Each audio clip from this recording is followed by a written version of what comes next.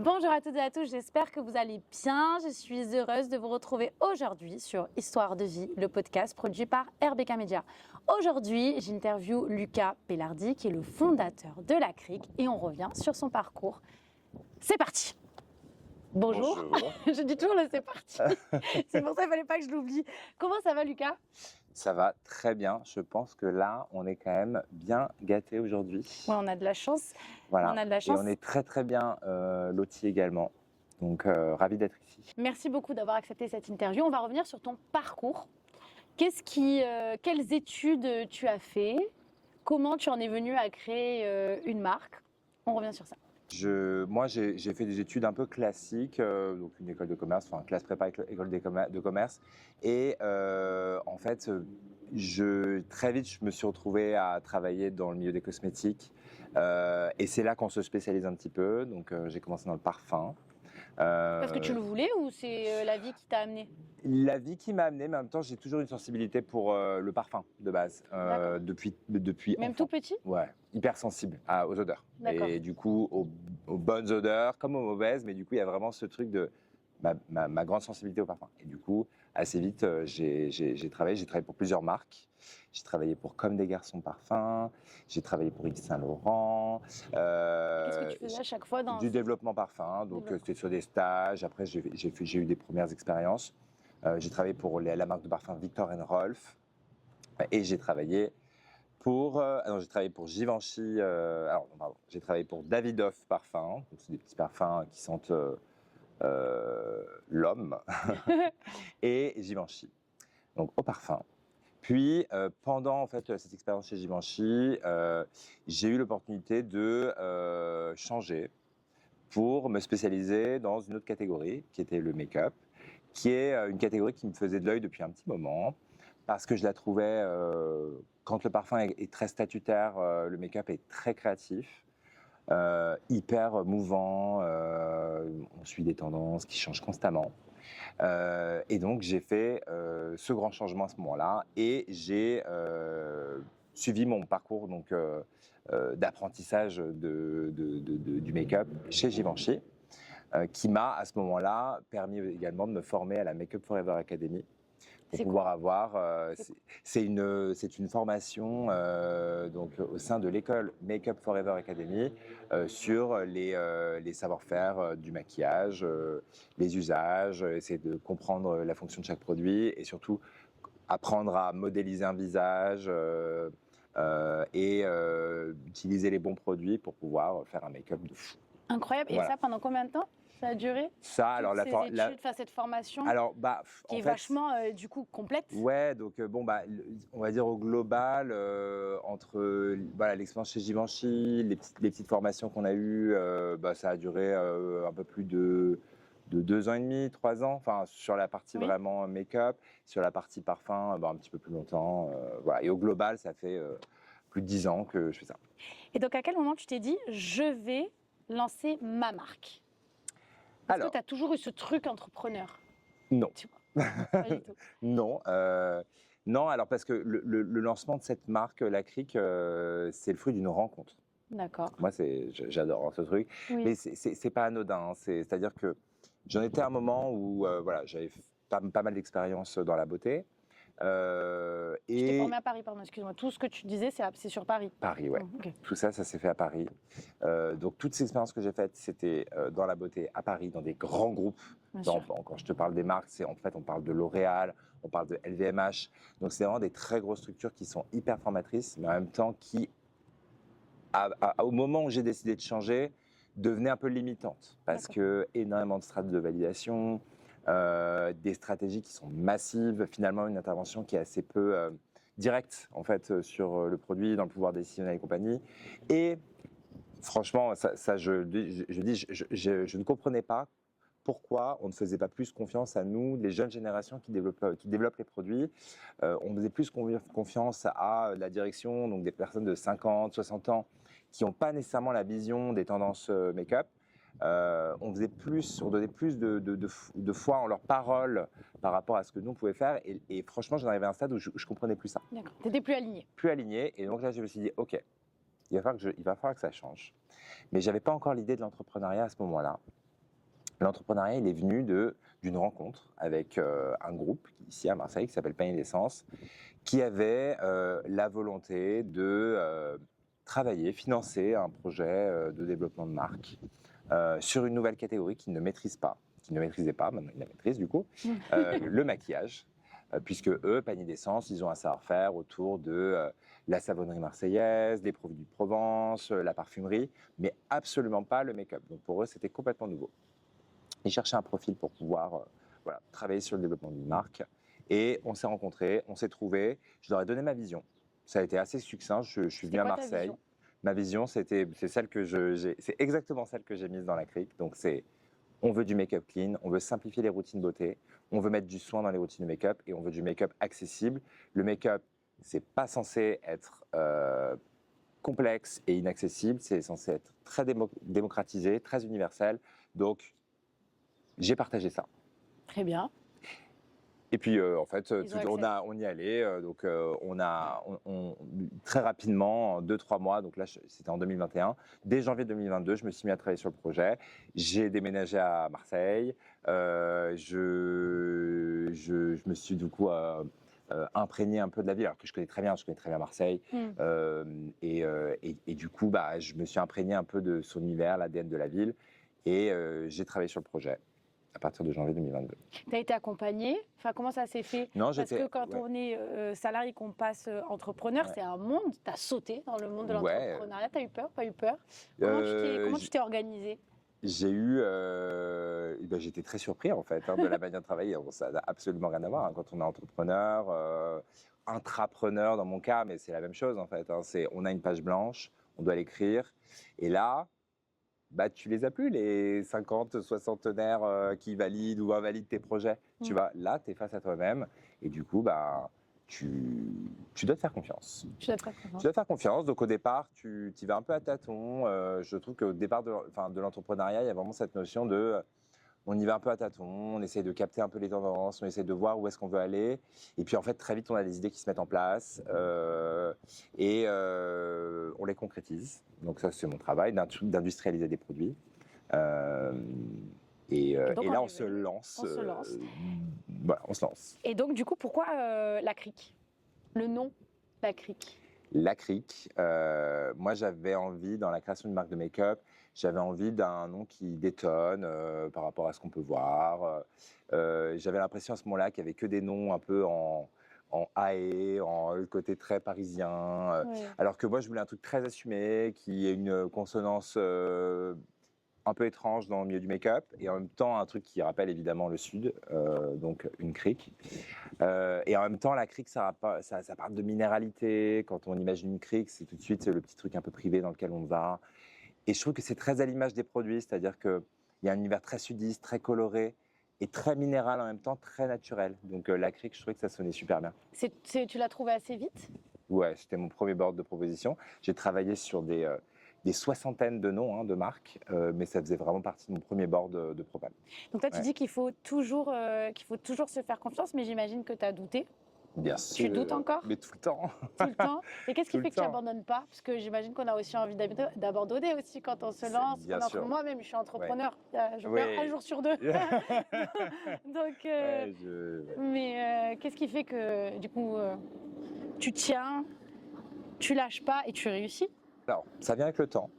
Je dirais que la première année, ça a été vraiment beaucoup de doutes parce que c'est la page blanche, que tu connais pas encore tes clients, que tu te lances sur un marché qui est déjà assez saturé. Donc, tu doutes énormément. Et moi, les premières choses auxquelles je me suis raccroché, c'est les retours des premières clientes. Comment tu les as eues, les premières clientes? Parce que tu as fait ça sur les réseaux. Alors, comment ça se passe? Tu vas revenir sur le. Ouais, non, mais la jeunesse, tout ça, mais au départ, tu te lances, mais toi-même. Oui, tu vas et tu fais. Tu te lances, tu crées un compte Insta, tu as 0 follower. Tu n'as personne qui te suit. Après, tu as ta famille, tu as tes potes. C'est déjà sympa. Tu vois, tu arrives à 100 personnes et là, tu es là, OK. Donc, tu fais des premiers événements. On a eu de la chance rapidement, on a été invité sur des événements de marque, des petits événements, des choses pour pouvoir présenter la marque. Et à ce moment-là, j'avais les premières réactions à chaud des femmes en fait qui venaient découvrir cette nouvelle marque. Et ce qui est assez dingue, ça c'est un petit témoignage, on en parlait tout à l'heure, sur le tout premier événement de lancement de la marque, c'était vraiment un jour après le lancement. J'avais donc des femmes de tous les âges qui venaient un peu tester les produits, dont une femme que j'ai en tête qui devait avoir peut-être 45 ans, qui vient et qui me dit en fait voilà, moi aujourd'hui je ne trouve plus de maquillage qui correspond à ma peau qui est plus mature, j'arrive plus à avoir des produits qui fonctionnent, ça me va pas, enfin rien ne va. Et là je lui ai dit ok, en fait on va parler de l'acrylique, on va parler de nos produits, on va faire un make-up. Là, je lui ai fait un petit make-up, ça n'a pas duré longtemps. Elle est repartie avec 3 produits. 2 mois après, elle m'a écrit sur Insta en me disant voilà, juste pour te faire un retour, ça fait 2 mois que je mets plus que ces produits, j'en ai racheté sur le site et compagnie. En fait, tu as changé ma vision du make-up. Grâce à toi, j'ai renoué avec le make-up. Et ce genre de témoignage, en fait, tu vois, c'est hyper précieux. Et là, tu te dis mais en fait, c'est bon, j'ai gagné. Ah ouais, J'ai ça, gagné. c'est incroyable. Là, tu dois être fière. Là, tu te dis, mais en fait, j'ai changé, je change la perception des choses de personnes qui avaient perdu foi dans perdu confiance en elles, perdu confiance en ce petit moment que représente le maquillage, qui en fait peut paraître anodin, mais en fait est hyper important pour soi. Et là, quand on a ce genre de témoignage, c'est pépite. Bien sûr. Et c'est lequel le premier produit que tu as créé? Est-ce que tu t'en rappelles? Oui, tout à fait. Et comment tu as fait? C'est-à-dire pour l'imaginer, enfin tu vois, pour imaginer tout ça? C'est mon premier petit bébé, le sérum teinté de l'acrylique. Tu es parti direct sur du coup un sérum. Donc, ouais, un sérum. Ah ouais. Non, mais comment ça que c'était Ah non, venu? mais je vais en parler. Oui. Ça, c'est le deuxième bébé, donc on va en parler. Okay. Mais la conception du maquillage sur l'acrylique, c'est du make-up clean, infusé de soins, naturel, vegan, et qui va vraiment être croiser les chemins entre vraiment la skincare et le make-up. Donc, ça, c'était ton objectif de départ. C'était objectif de départ, ce que j'ai positionné pour la marque. Ok. Et le sérum teinté, pour moi, c'était vraiment le juste milieu entre un sérum de soin et un fond de teint léger. Au moment où on a travaillé là-dessus, il n'y en avait pas, ou très très peu, sur le marché. Et du coup, c'était vraiment une gestuelle hyper nouvelle, en fait. C'est-à-dire avoir une texture d'un soin riche, un sérum, et qu'on va venir teinter pour l'utiliser en 2 en 1 en tant que fond de teint léger. J'avais envie d'avoir des petites références au sud, donc j'ai mis un extrait de figue de Barbarie, qu'on connaît, qu'on voit un peu de partout ici en bord de mer, et qui est connu pour ses vertus antioxydantes, donc que j'ai mis dedans avec de l'acide hyaluronique. Et voilà, vraiment ce produit, c'était le premier produit teint de la marque, qui est très à l'image des valeurs que véhicule la marque, le soin, le make-up. Petit sérum teinté, donc on a développé en plusieurs teintes. Et du coup, tu as trouvé facilement un partenaire pour te le développer? Enfin, comment tu... Non, ça n'a pas été facile. Non, ça n'a pas été facile. Parce que j'imagine qu'après, quand tu pars, tu as tes idées, puis d'un coup, il t'arrive ça. Ouais. Tu vois, ce moment. Ouais, c'est du boulot. C'est du boulot parce que il fallait trouver le bon partenaire, il fallait que, évidemment, ils soient en accord avec nos standards. Enfin, avec mes standards qui étaient franchement très élevés quand même. Donc on veut des bonnes pratiques de fabrication, on veut du made in France, on veut de la formulation clean, on veut du naturel, on veut des ingrédients qui soient très bons. Mais nous, à la fin, on veut pas vendre un produit qui coûte 50 €. Ah ben bien sûr, c'est ça. Donc il faut arriver à trouver cet équilibre. Il faut réussir à trouver un équilibre dans la formulation, dans le packaging, dans la manière de faire, dans la manière de présenter, qui permettent de centrer l'essentiel en fait, du coût produit sur la formule. La formule. D'ailleurs, c'est pour ça que moi, vous voyez, mes produits, ils n'ont pas, par exemple, de carton, il n'y a pas de carton, il n'y a pas de truc. En fait, moi, tout est dans la formule, tout est un peu standardisé, donc tout est un peu en verre. Et ensuite, on va surtout mettre le focus sur la formule. Donc, au début, tu sors ces 2 produits. Ces 2 produits. Celui-ci. Celui-ci, c'était OK. Quand on lance un sérum teinté, c'est cool, on uniformise le teint, on a un côté skincare, on a meilleure mine, ça prend soin du visage, mais il faut ajouter un petit peu de couleur. On est d'accord. Et du coup, dans ma vision, encore une fois, je voulais simplifier un peu les routines de beauté. Donc, au lieu d'avoir ton rouge à lèvres, ton blush, ton machin, ton truc, voilà. Mais en fait, j'ai eu ce petit pot coloré, hop, avec une petite couleur très sympa à l'intérieur. Enfin, j'ai plusieurs couleurs, j'en ai fait 6. Texture crème, en cire, à utiliser en baume, en blush, n'importe où, en fait, sur le visage. Ouais. C'est la petite touche de D'accord. couleur. Donc, il s'appelle officiellement le baume lèvres et joues. Mais en fait, c'est un baume à tout faire. C'est un baume à tout faire. C'est une touche de couleur. C'est OK, j'ai fait mon teint. Et du coup, maintenant, je vais mettre ma petite touche supplémentaire de couleur. Bien Donc, sûr. ça, c'est pour un produit qui aujourd'hui cartonne toujours.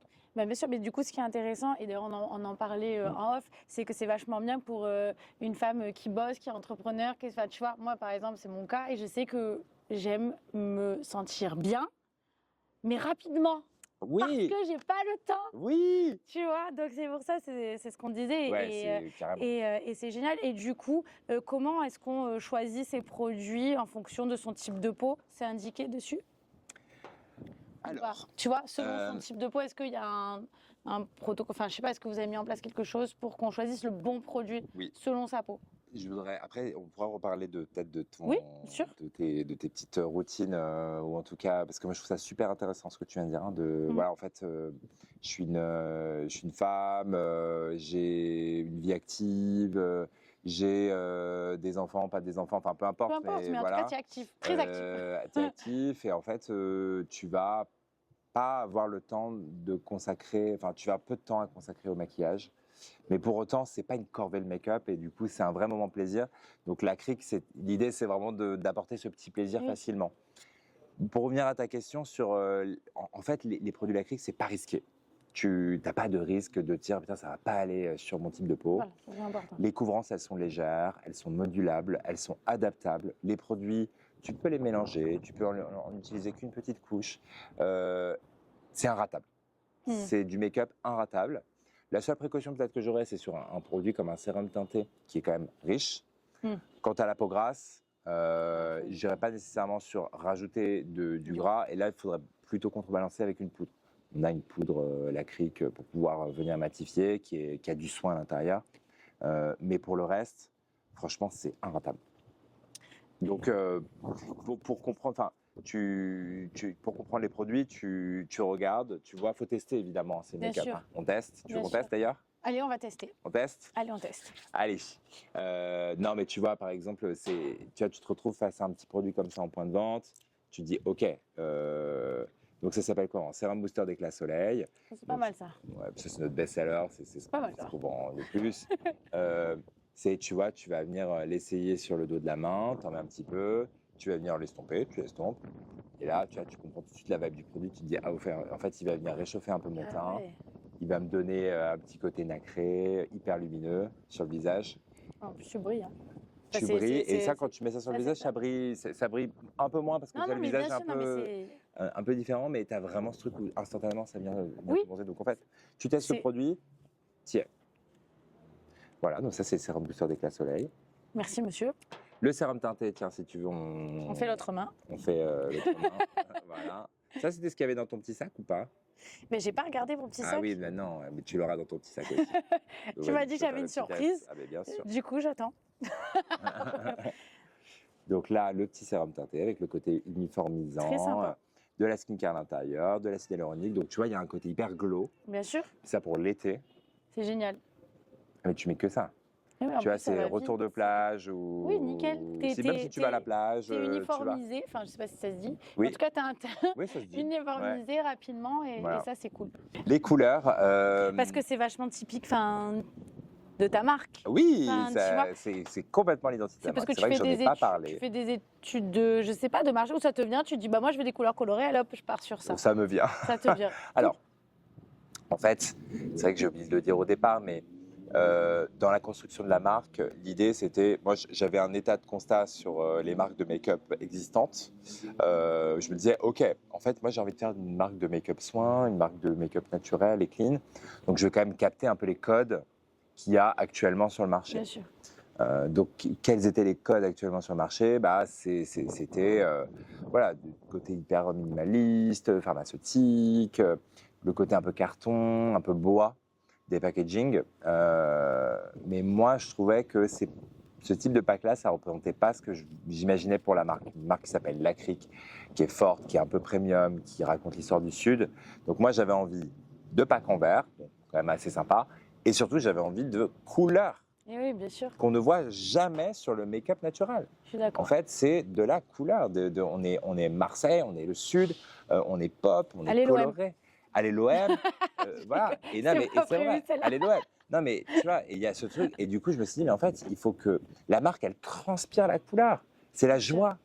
Le Bien make-up, sûr. c'est un moment de joie, c'est un moment pour soi, c'est un moment où on a envie de se faire plaisir. C'est des petits produits qu'on a dans sa trousse.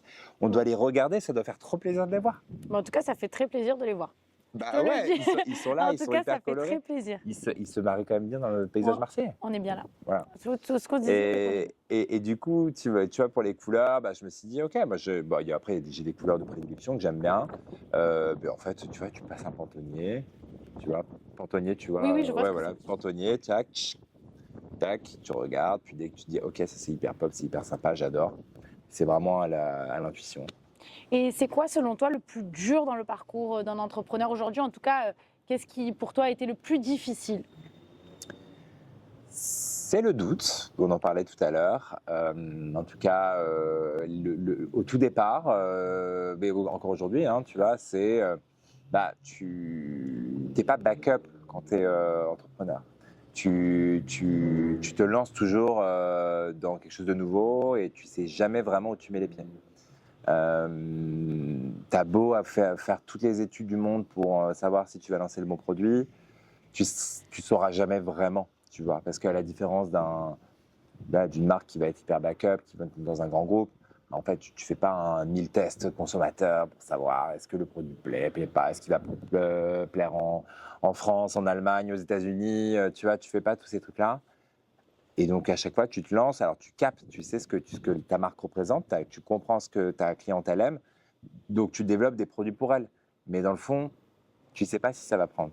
Donc ça, c'est un peu dur quand même, j'avoue. Et puis, c'est au quotidien, c'est savoir appréhender tout ce qu'il faut développer à chaque fois quand on lance un produit. C'est pas qu'un produit, on fait de la com 360, on fait du merch, on fait du trade, on a des commerciales qui animent le produit. On a une agence de presse, donc on est en contact avec des journalistes, des influenceuses. En fait, c'est tout ça qu'il faut appréhender sur le produit. C'est je lance mon produit, mais comment je vais en parler? Et tout ça, on met toutes nos idées sur la table et on n'est jamais sûr à 100% de ce qu'on fait. Donc ça, c'est évidemment ça doute. Alors j'ai la grande chance d'être accompagné au quotidien, d'avoir des gens qui travaillent. Et ça, c'est mon deuxième pilier, parce qu'on parlait qu'est-ce qui fait que voilà, on arrive à se remotiver. Oui, à ne pas abandonner. Ne pas abandonner, c'est la cliente, mais il y a aussi les gens qui t'accompagnent. Des gens qui, au quotidien, te donnent leurs idées sur la com, sur le merch, sur la partie logistique.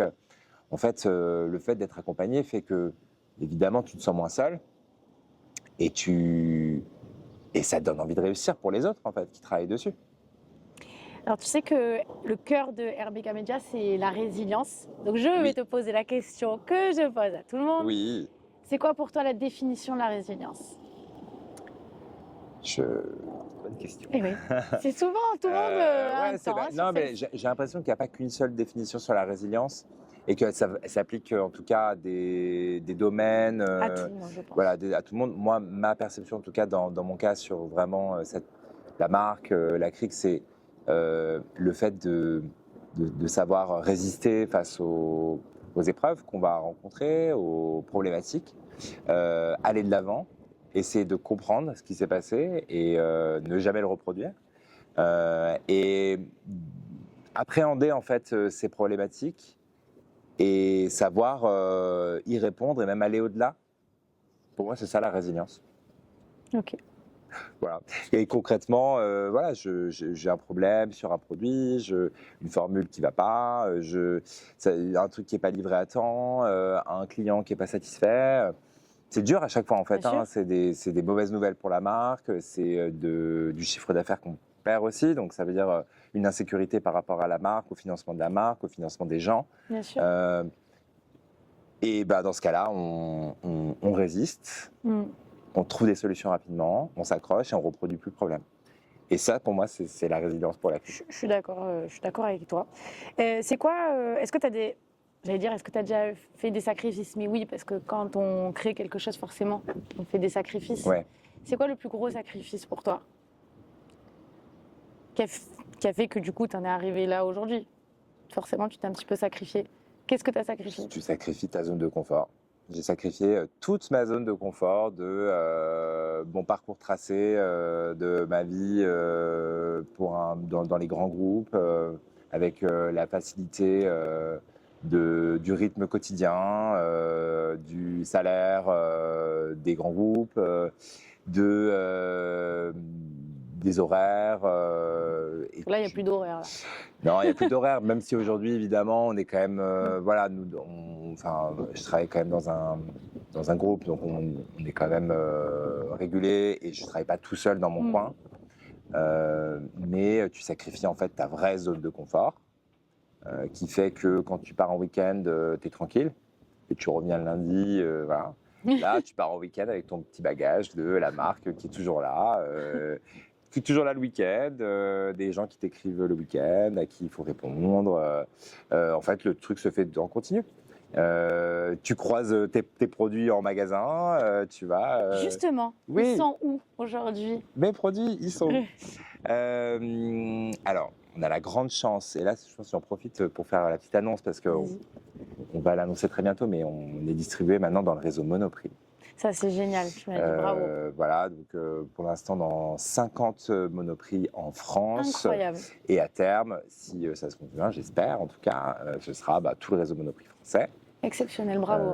Merci beaucoup.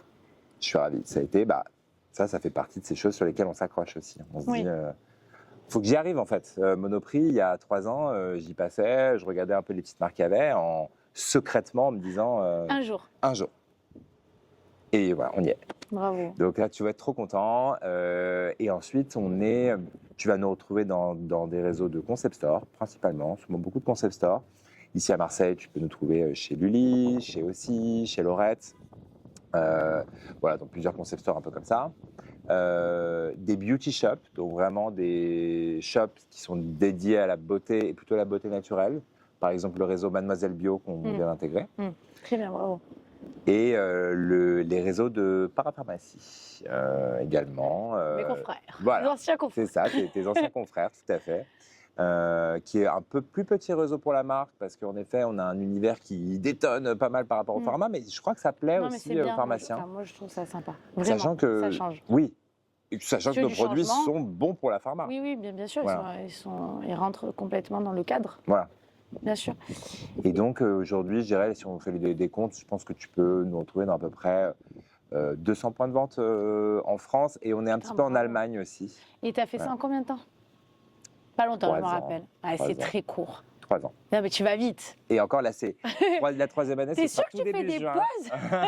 Je fais pas de pauses. Non, mais j'ai la chance d'avoir été vite et bien accompagné aussi. Ouais, ça, tu penses que c'est un conseil à... Si tu donnes, tu vois, là maintenant, tu devais donner un conseil à un entrepreneur, enfin, en tout cas, à quelqu'un qui veut se lancer dans l'entrepreneuriat, ça serait quoi?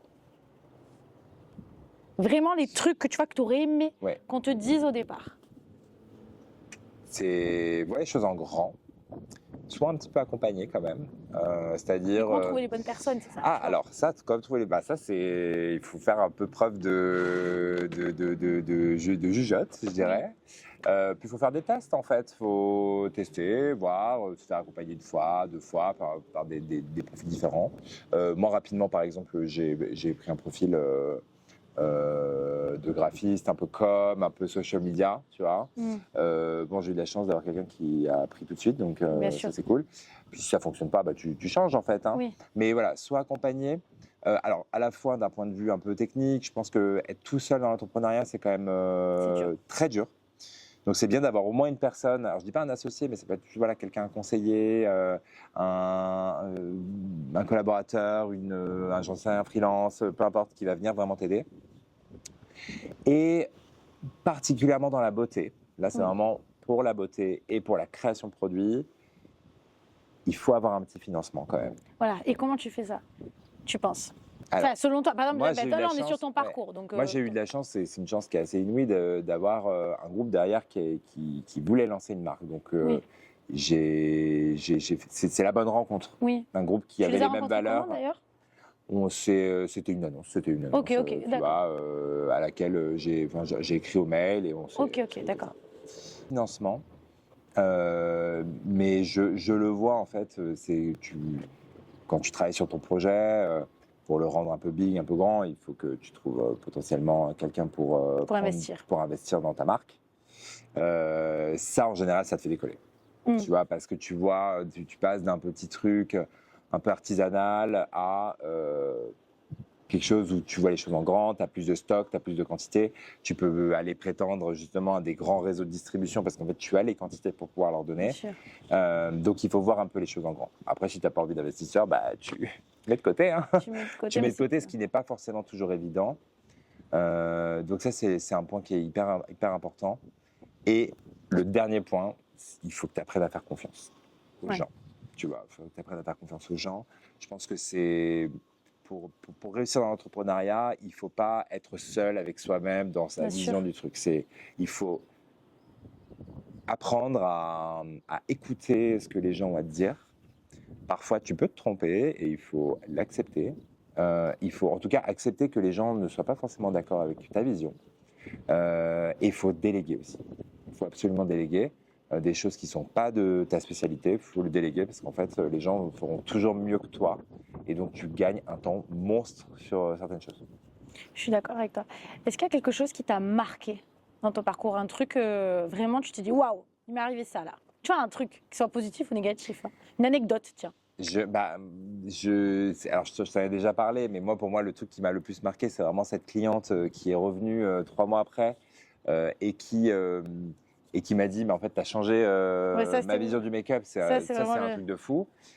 C'est une catastrophe, alors attends. Alors, j'avais oublié que j'avais posé celle-là, pardon. De positif. Parce que du coup, je ne suis plus ma trame. Hein. Ouais, ben non, un peu. Un peu, je sais où je vais quand même. Mais...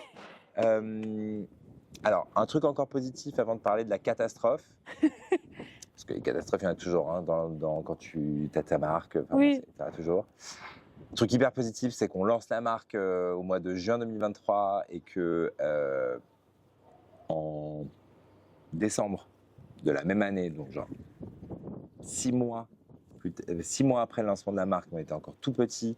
J'ouvre le compte Insta, je regarde dans mes DM et là je vois que le Bon Marché à Paris m'écrit pour me dire en fait énorme, on veut lancer ta marque. Et oui, tu m'as raconté. Donc là j'étais en mode ok incroyable. Donc en fait là t'es en mode mais en fait ça y est, la marque a été vue par quelqu'un à Paris qui a apprécié et qui a envie de lancer la marque dans un des plus grands magasins de France. Incroyable. C'est assez ouf d'avoir ça dans tes DM Insta. Alors que ça fait 6 mois que tu as lancé ta marque. T'as ressenti quoi là? Énormément de fierté. Oui, j'ai fait ça, franchement, évidemment, tu fais ça. Mais énormément de fierté, beaucoup de pression aussi. Je me dis, là, en fait, c'est du sérieux. Il va pas falloir qu'on fasse des petits produits à l'artisanal. Là, c'est un truc sérieux. En plus, il voulait faire ça dans le cadre d'une animation autour de Marseille, donc avec des très belles marques et concepts marseillais, Maison Empereur, tu vois, tout ça. Ouais. Donc c'était très sérieux, quoi. Bien sûr. Sous les Gados, tu vois, c'était des gros trucs. Ouais. Et la crique, tu vois, au milieu de tout ça. Et une catastrophe. Qu'est-ce qu'on a eu comme catastrophe? Juste une. Un truc où vraiment, tu sais, t'as le sang qui est coupé, genre. Je sais pas si ça t'est déjà arrivé. Oui. Ça m'arrive souvent. Ah ouais, alors si. Par le cœur accroché. Hein. Si, c'est très drôle, mais c'est... Donc ce produit, quand on l'a lancé, donc, qui est notre best-seller aujourd'hui, hein, on a reçu les stocks de ce produit-là. Comme ça, tout était bien, tout était prêt, on était prêt à lancer le produit, on avait hâte de le lancer parce qu'on savait que ça allait cartonner. Je reçois tous mes stocks, je ne sais plus, je devais avoir 4000 produits à l'entrepôt. J'y vais, je vais regarder et là, je prends le produit, je manipule 2 fois le truc et en fait, je me rends compte que l'étiquette Non, en fait, il manquait un pelliculage sur l'étiquette, donc dès que je passais la main dessus, l'encre de l'étiquette se barrait, t'en avais partout sur les mains. Oh my God. Donc là, en fait, tu bloques tout. Alors déjà, t'es là, ton sang ne fait qu'un tour, tu dois lancer le jour même le produit, en fait, t'annules. Oh putain. Tu décales d'un mois, tu reproduis les étiquettes. Comment tu expliques? Tu fais, donc en fait, tu envoies tes palettes. On a de la chance de travailler avec, pour la partie conditionnement avec des ESAT. J'ai contacté un ESAT, donc c'est un établissement d'accompagnement de services par le travail. De travailleurs en situation de handicap qui ont donc pris les produits, décollé les étiquettes, remis les étiquettes et ça en un temps record. On a la chance de pouvoir travailler avec des instituts comme ceux-là. Évidemment, le lancement a eu 3 ou 4 semaines de décalage. Donc, c'est une grosse déception. Et tu perds un mois où on avait trop envie de lancer le produit. Je me souviens que c'était en avril 2023. Et tu... T'as pas le choix. Résilience. Résilience, on est d'accord. De quoi es-tu le plus fier aujourd'hui? De cette marque. De cette marque, de ces produits et de la résonance que peut avoir la marque. Cette année, vraiment, il y a eu un énorme changement sur la marque. La marque, elle est connue. Les gens, de plus en plus, que tu as. Alors, quand tu es à Marseille, évidemment, les gens commencent à bien connaître la marque. Mais quand tu vas à Paris, quand tu vas dans d'autres villes, à Lyon, Bordeaux, la marque, elle commence à être connue. Et là, tu te dis, mais ça y est, en fait, on est en train de rentrer un peu dans les usages des Françaises. Donc, on en est encore à première step, deuxième step de la marque. Mais ça y est, en fait, la marque, elle commence à être connue. En plus, on va lancer chez Monoprix. Donc, c'est une fierté parce que là, tu dis, OK, j'ai réussi à passer le cap que peut-être beaucoup de marques ne passent pas. Et donc, tu dis qu'il faut voir grand, avoir une vision grande quand on se lance.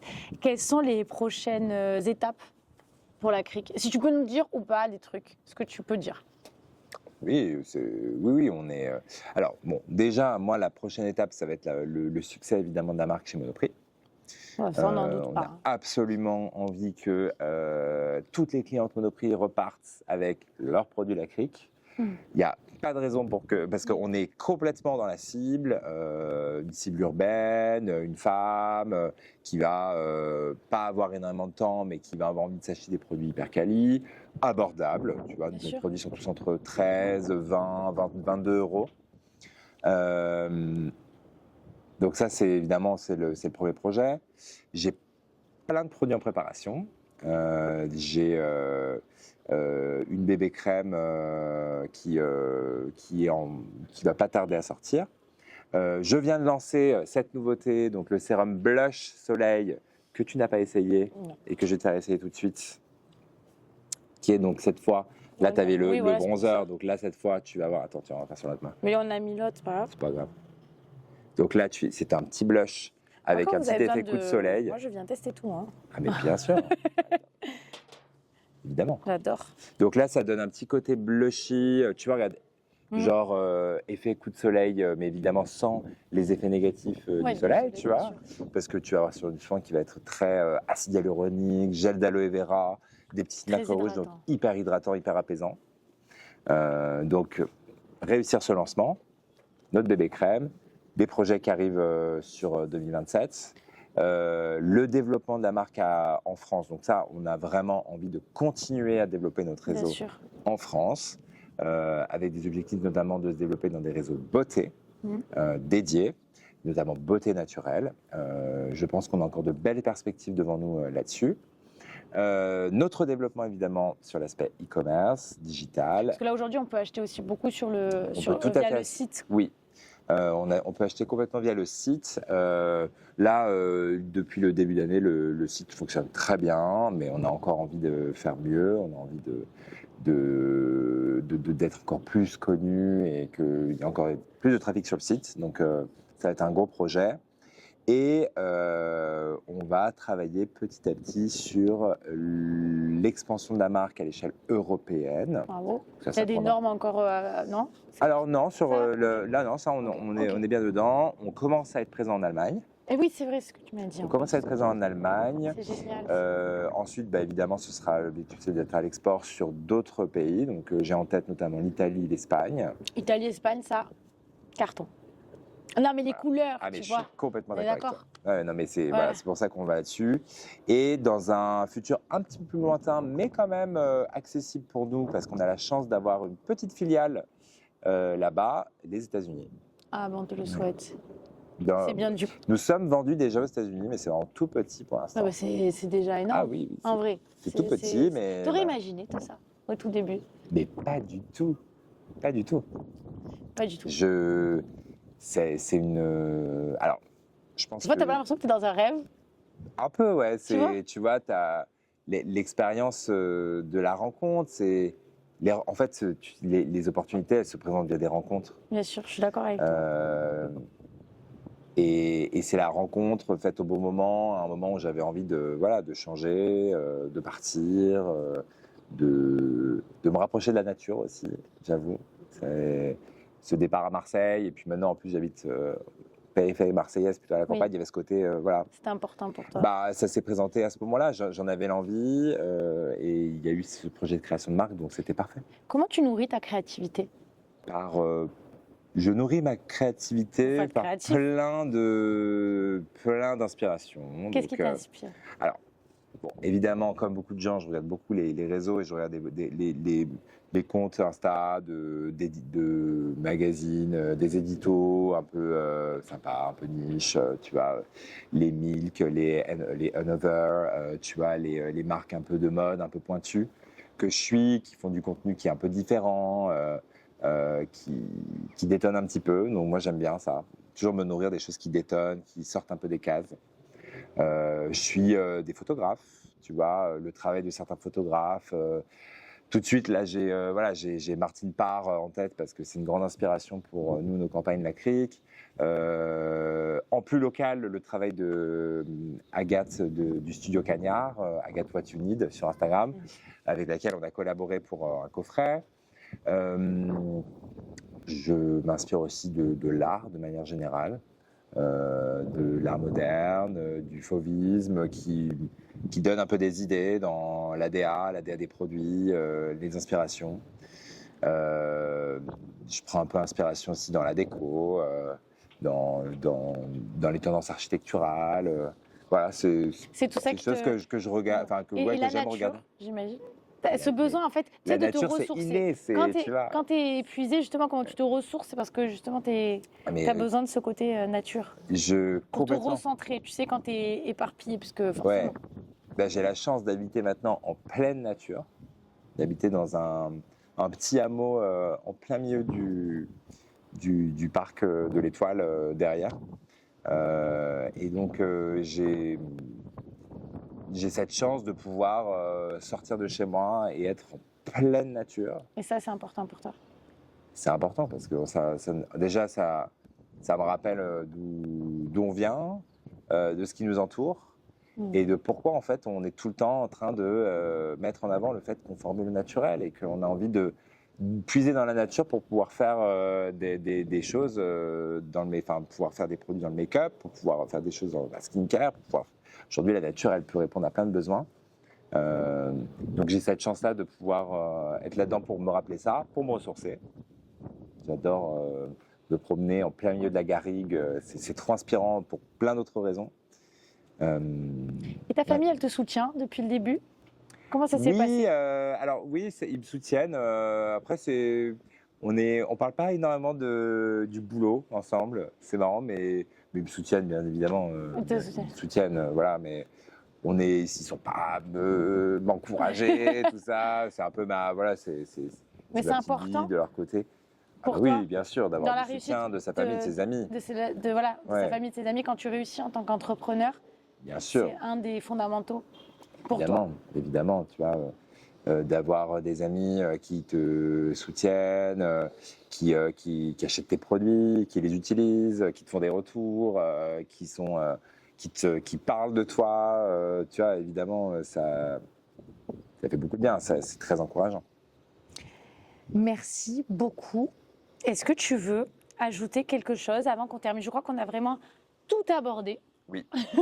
Je pense n'avoir rien oublié. Bah, moi, j'ai des questions pour toi. Ça veut dire...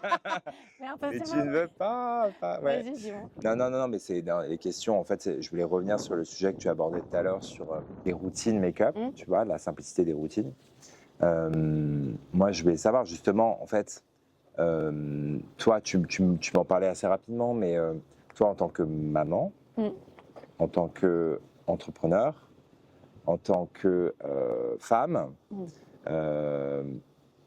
quelle est ta vision un peu du make-up, de la beauté? Ma vision de la beauté, c'est vrai que j'allie... Et de ton temps, tu vois, le temps alloué. C'est ça. Le truc, c'est que moi, réellement, j'ai pas beaucoup de temps pour me préparer. Sinon, ça veut dire qu'il faut que je me lève très, très tôt. Et donc, c'est vrai que j'aime rapidement avoir moi, je suis pas quelqu'un qui me maquille beaucoup. Tu vois, je me maquille pas énormément.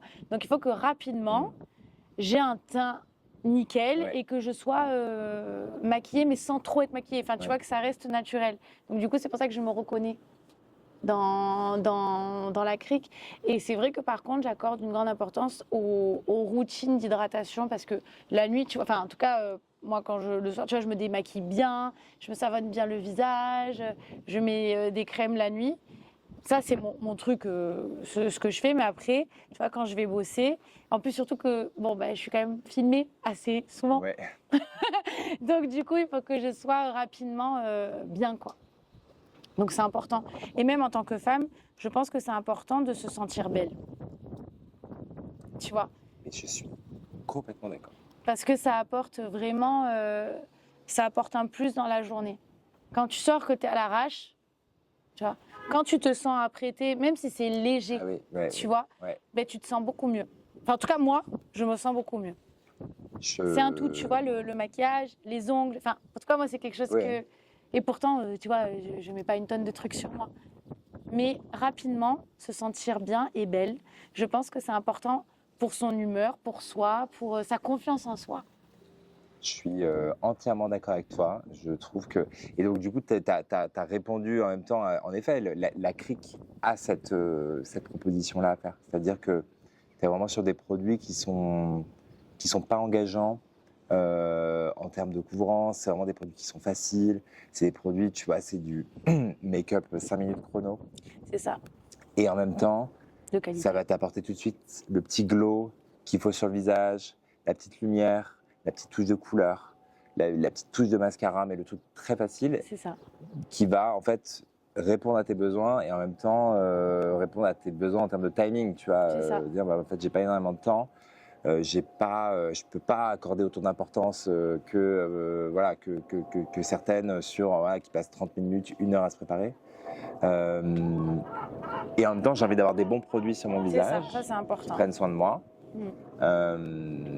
Et c'est la promesse de la marque aujourd'hui. Merci beaucoup. Merci à toi. Je suis très contente. Tu veux qu'on déballe tes produits? Allez, vas-y. Que t'aimerais dire à nos auditeurs et auditrices?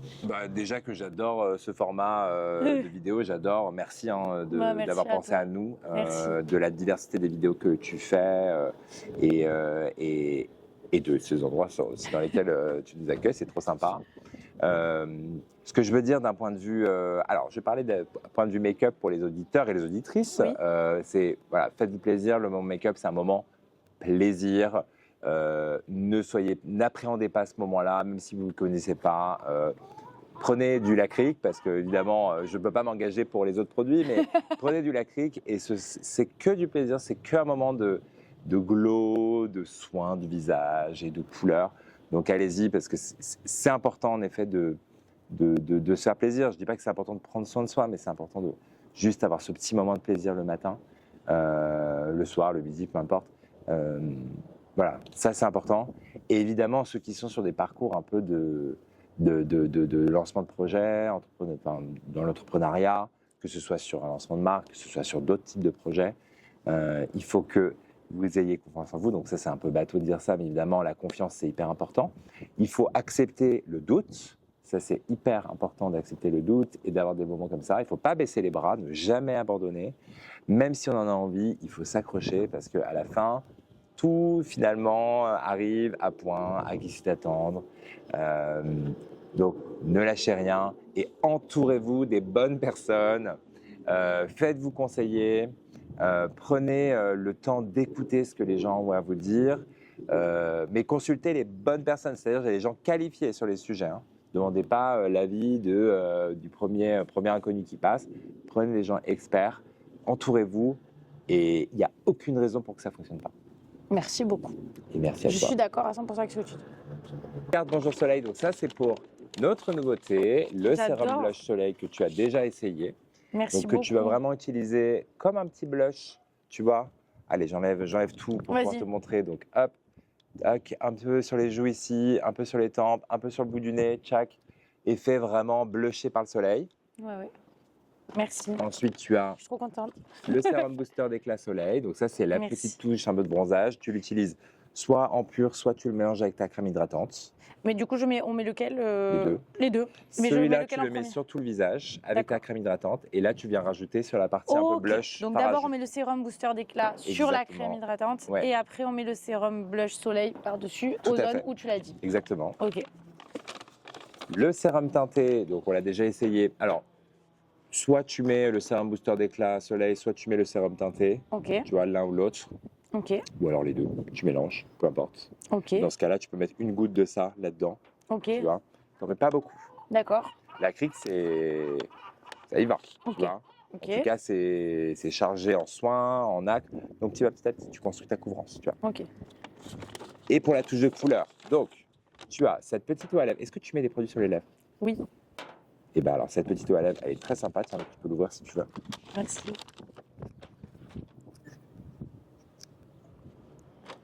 Ah ouais. Donc, tu peux laisser sur le dos de la main si tu veux, ou laisser sur les lèvres, peu importe. Là. Ouais. Non, attends, je vais l'essayer, mais avec un miroir. Que je t'ai apporté. Parce Tout que à fait sinon, apporté. il fait un carnage. Tu as apporté son petit miroir Bonjour Soleil de l'acrylique. Oh, j'adore. Voilà, c'est ton petit miroir que tu pourras glisser dans ta trousse de toilette. Merci. Donc là, ça s'applique, tu en mets vraiment pas beaucoup. Oh, ça sent bon. J'adore, c'est trop beau. Ouais, bah oui, ça sent bon, ça sent la navette. Mais ça sent hyper bon. Ouais, ça sent la navette. Tu veux que c'est bon? Ouais. Tu vois, t'en mets pas beaucoup, tu pinces. Hop là, tu vois, et franchement, ça donne un rendu hyper naturel.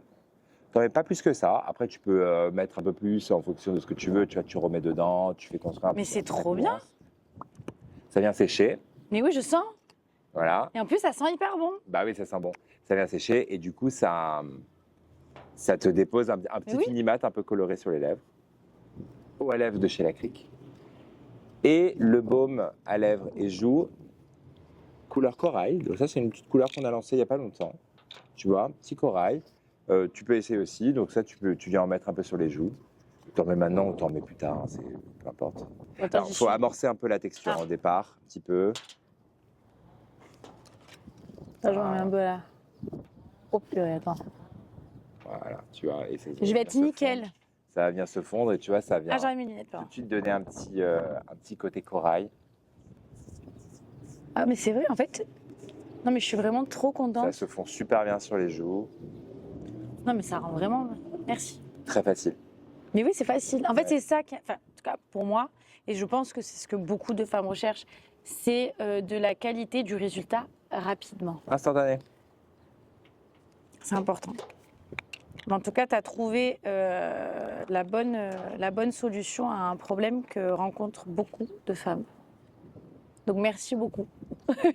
Merci à toi. Les femmes te remercient. Bah écoute, je suis ravi et évidemment la trajectoire continue pour la marque, donc on a hâte de continuer à bosser dessus et de retrouver toutes nos clientes, des milliers de clientes qui auront essayé la marque et l'auront adoptée.